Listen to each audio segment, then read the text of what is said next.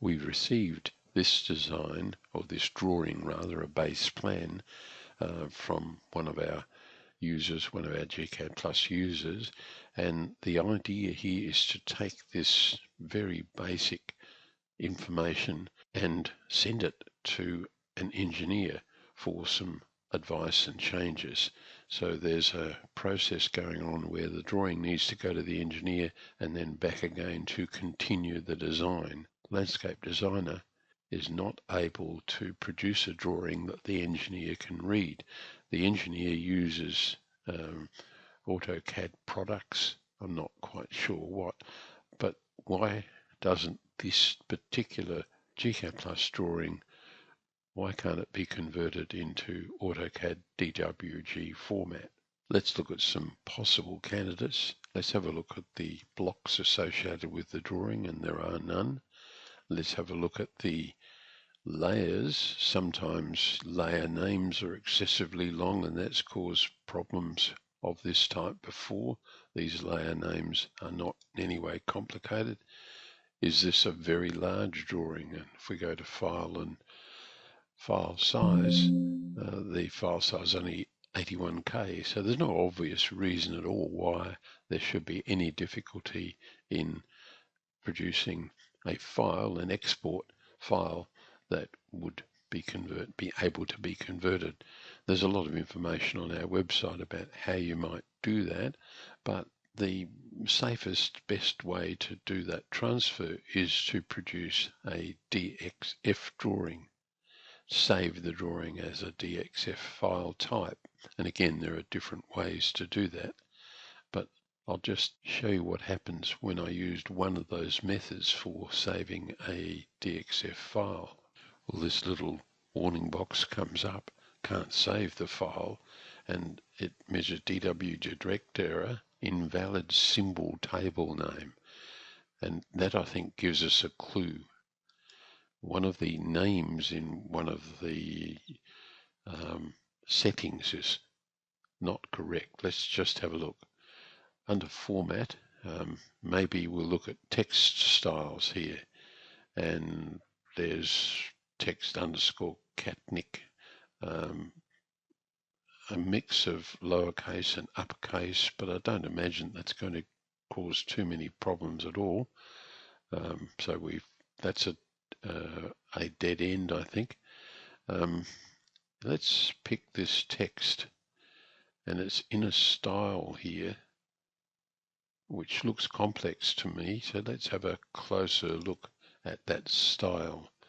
So dimension styles, and it's dim leader at 1, and here I think we zeroed in on the error. 1 and then a colon 100, and a colon is one of the reserved characters in the Windows environment. So gCADPlus is coping with that, but not when it's converted to a DXF file and then to DWG. There's clearly an error. I've taken some time to experiment with this, but if I now change that to a dash, and I would prefer to simplify the name dim underscore leader at 1 to 100. I'd even take the at sign out, although that's not a restricted character. In fact, I'd probably, at this stage, let's just make it dim space 1 to 100. That's simple, easy to read. So maybe we will change all of these. So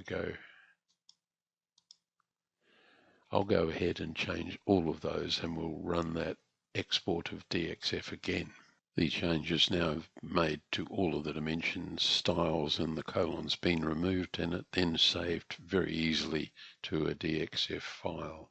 Well, I've started the ODA tool, the Open Design Alliance, which is a free tool, easy to and quick to install, and you basically set up an input folder and an output folder, and this tool will scan through files in this, and the input zone and then export them to the output folder. So we're going to bring in DXF file that we've just saved, and then we'll output a DWG file. I've chosen AutoCAD's file format from 2007. I've gone well back because your engineer will undoubtedly be using a more modern version, later version of AutoCAD's products, and we'll be able to bring this into his environment, his or her environment.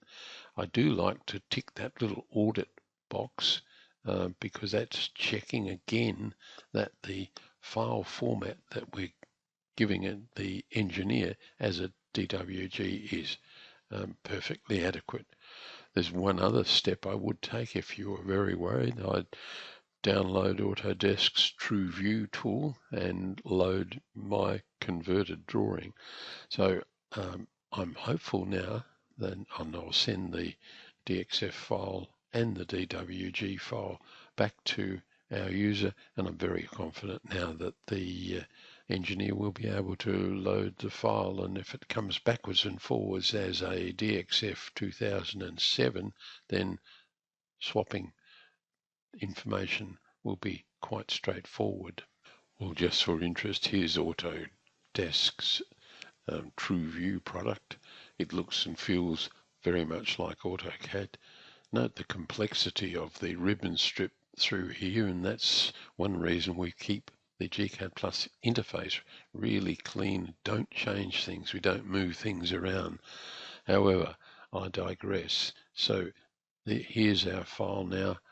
We've loaded this DWG, the result of our conversion, into TrueView, and it displays accurately without any difficulty at all. So we prove to ourselves that the exchange file going to the engineer will in fact load. So we've used three tools: gCADPlus, the One Design Alliance, the ODA conversion tool, and Autodesk's free TrueView program.